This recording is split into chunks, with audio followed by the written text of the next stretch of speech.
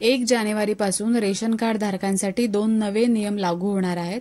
दोन्ही नियमांचे पालन तुम्ही या महिन्यात नाही केलं तर तुमचं नाव रेशन कार्डमधून कमी केलं जाईल आणि 2025 मध्ये रेशन कार्डमध्ये मिळणारे जे धान्य आहे ते सुद्धा बंद होईल। कोणते 2 नियम आहेत आणि ते कसे पूर्ण करायचे हे आपण या व्हिडिओमध्ये बघणार आहोत।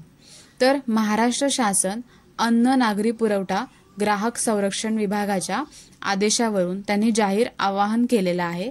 शिधापत्रिका धारकांना जाहीर आवाहन करण्यात येते की आपल्या शिधापत्रिकामधील जे सदस्य मयत आहेत म्हणजे ज्यांचा मृत्यू झालाय परंतु त्यांचे नाव शिधापत्रिकेमधून वगळण्यात आलेलं नाहीये, म्हणजे त्यांचं नाव तुम्ही अजून रेशन कार्डमधून कमी केलेलं नाहीये, अशा सदस्याचे नाव तात्काळ कमी करून घेण्यासाठी शिधा वाटप कार्यालयात संपर्क करावा। म्हणजे ज्या ठिकाणी तुम्ही रेशन घेता त्या दुकानामध्ये तुम्ही जाऊन तिथे तुम्ही त्यांचं नाव कमी करून घेऊ शकता। त्यासाठी तुम्हाला कागदपत्रे काय लागणार आहेत तर जी व्यक्ती मृत्यू आहे तिचा मृत्यूचा दाखला, आधार कार्ड आणि तुमचं जे रेशन कार्ड आहे ते घेऊन तुम्ही दुकानात जायचंय आणि त्यांचं नाव आहे ते कमी करून घ्यायचंय। तसंच दुसरा नियम असा आहे की तुम्हाला ज्या शिधापत्रिकेवरती शिधाजिन्नस प्राप्त होते म्हणजे तुम्हाला जे रेशन मिळते अशा सर्व शिधापत्रिका धारकांना नम्र आवाहन, कृपया आपण आपल्या कुटुंबासोबत आपल्या शिधापत्रिकेमधील जेवढ्या व्यक्ती आहेत त्या सर्वांचे आधार कार्ड घेऊन त्यांचे व्हेरिफिकेशन करून घेणे सक्तीचे आहे।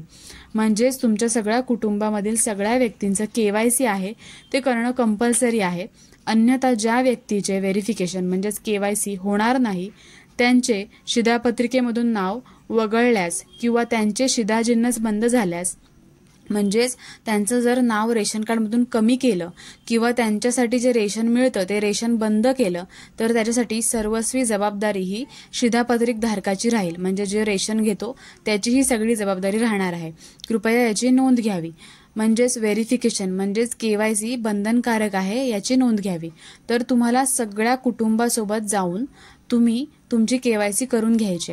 आता काही जण कामानिमित्त दुसरीकडे राहतात तर त्यांनी KYC करण्यासाठी असा एक उपाय आहे की त्यांच्या जवळचं जे रेशनिंग दुकान असेल त्या ठिकाणी पण जाऊन ते KYC करू शकतात। असं काही नाहीये की तुम्ही जिथून तुमचं रेशन कार्ड गावचं असेल तर तुम्हाला तिकडेच जाऊन KYC करायचं आहे, असं काही नाहीये।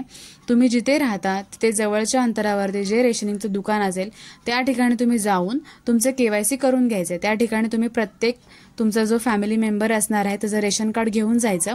त्यांच्याकडे मशीन असते, ते लोक तुमचं KYC लगेच करून देतात।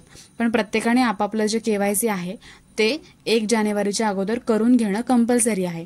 तर ज्यांच्यासाठी हा व्हिडिओ महत्त्वाचा आहे त्यांच्यासोबत तुम्ही शेअर करू शकता।